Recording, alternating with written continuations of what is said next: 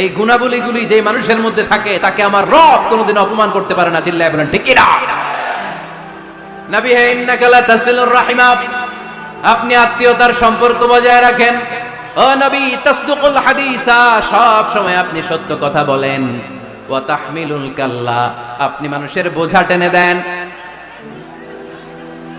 ওয়া তাকসিবুল মা'দুমা, যার উপার্জন করার কেউ নাই নিজে গায়ে খেটে আপনি তারে উপার্জন করে দেন। ওয়া তুঈনু আলা নাওয়াইবিল হক, সত্য যেখানে বিপন্ন সেখানে আপনি সাহসী সৈনিকের মতো দাঁড়িয়ে যান। সুবহানাল্লাহ।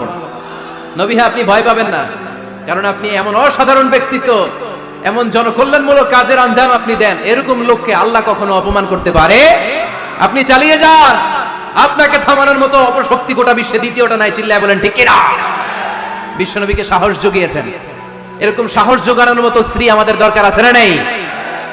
বিশ্বনবী সারাদিন বাইরে যখন কাফের মুশরিকদের অত্যাচার অনাচার সহ্য করে ঘরে আসতেন, আম্মা জান আয়েশা এমন সাহসিকতার বাণী শোনাতেন, এমন মোটিভেশন শোনাতেন, এমন ইন্সপায়ারেশন দিতেন, বিশ্বনবী সারাদিনের সব দুঃখ কষ্ট ভুলে গিয়ে এর পরের দিনের দাওয়াতি কাজের জন্য নতুন করে এনার্জি ফিরে পেতেন। চিল্লায় পড়েন আল্লাহু আকবার।